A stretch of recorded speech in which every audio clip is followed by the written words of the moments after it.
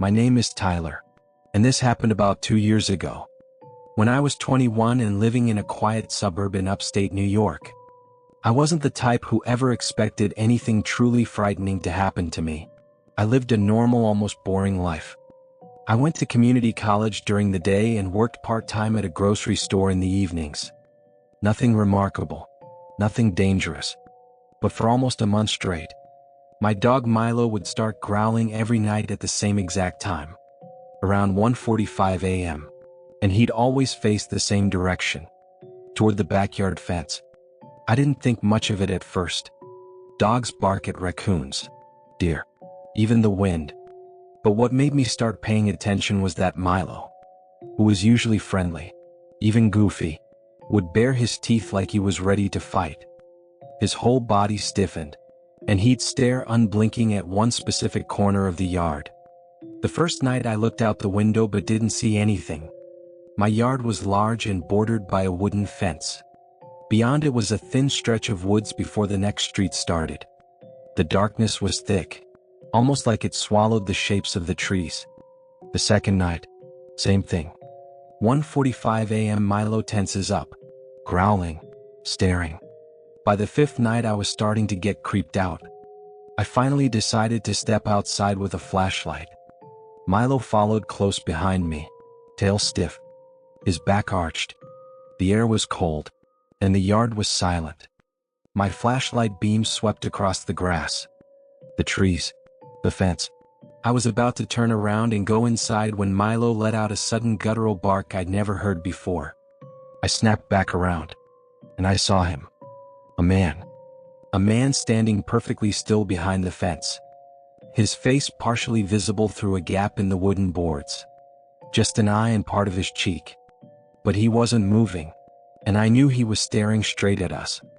I froze. The man didn't say anything, didn't run. He just watched me with an expressionless stare. Like I wasn't even a person, just something he had been waiting for. I stepped back, grabbed Milo, and went inside. I locked the door and double-checked it twice.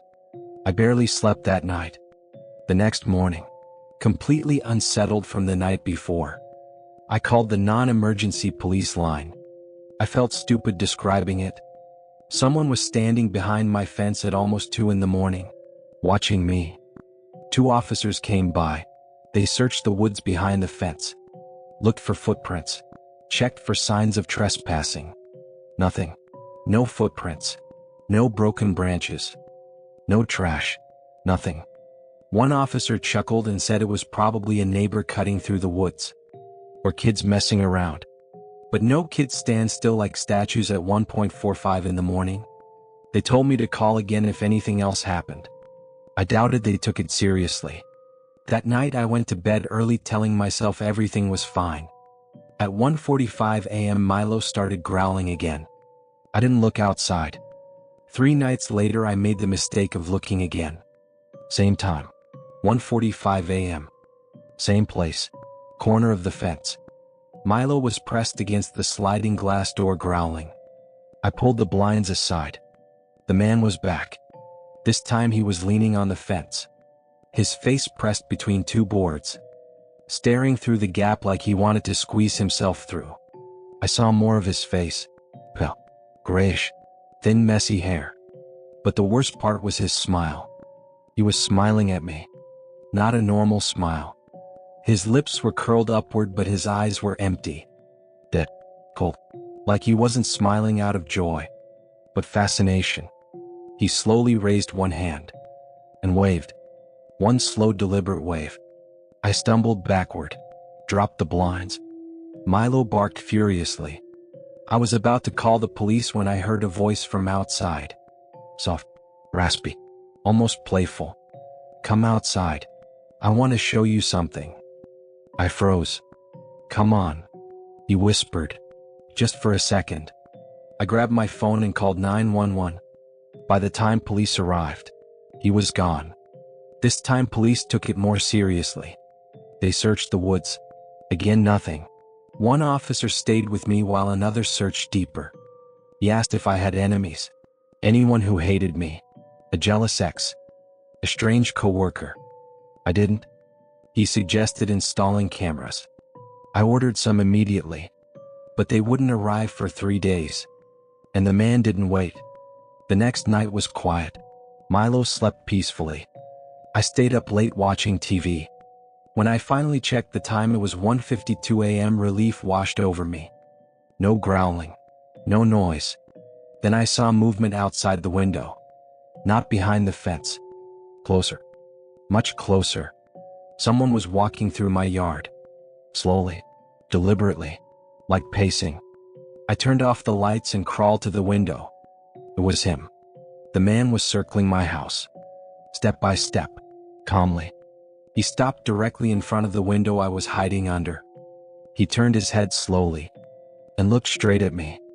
Even though the room was dark, even though I was below the window, he knew exactly where I was.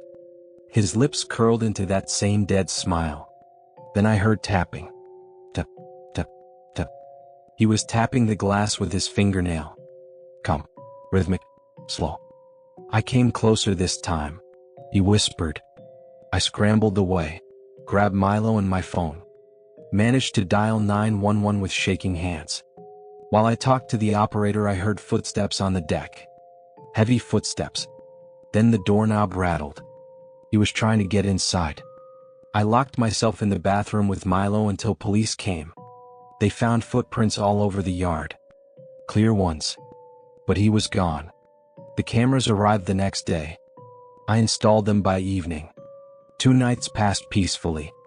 On the 3rd night, at 1:45 a.m., the backyard camera alerted me. I opened the feed. He was back, standing in the middle of my yard, staring straight into the camera.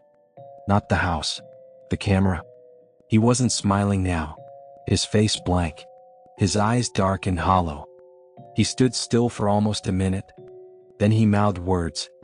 I couldn't hear them, but I knew what they were. I found the blind spot. My stomach dropped. The left side of the house. My bedroom. Another alert came in. Left yard motion detected. Nothing was visible. Just darkness. He wasn't avoiding the cameras. He was studying them. The next night I asked my friend Dan to sleep over. Ex-military. Fearless. He brought a flashlight. A knife. A baseball bat. Around midnight we were still awake playing games. Milo asleep. At 1:41 a.m., the camera alert sounded. I opened it. The man was in my yard again. But this time he was running. Running tight circles around the yard fast. Like warming up. Dan whispered, "What the hell?" The man stopped. He walked up to the camera. Closer. Closer. Until his entire face filled the frame. Then he sprinted toward the house. Dan grabbed the bat.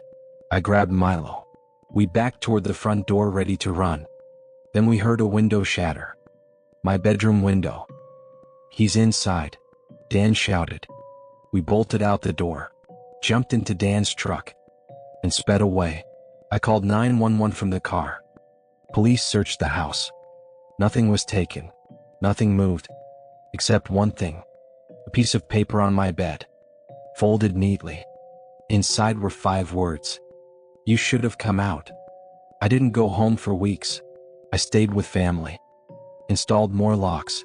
More sensors. More cameras. Police searched the woods again. Found nothing. The case went cold. 2 months later I moved across the state. For a while nothing happened. Until 3 weeks ago. At 1:45 a.m., a notification came in. Front parking lot motion detected. I opened it. Cars. Street lights. Then in the far corner, behind a telephone pole, a pale face. Watching. Smiling. Before the clip ended, he stepped out from behind the pole and waved. The same slow, deliberate wave. I don't know how he found me. I don't know what he wants. I don't know when he'll return.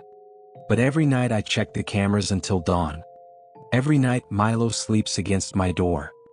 Every night I try not to look at the time. Because I know what time it'll be. 1:45 a.m. When he comes back.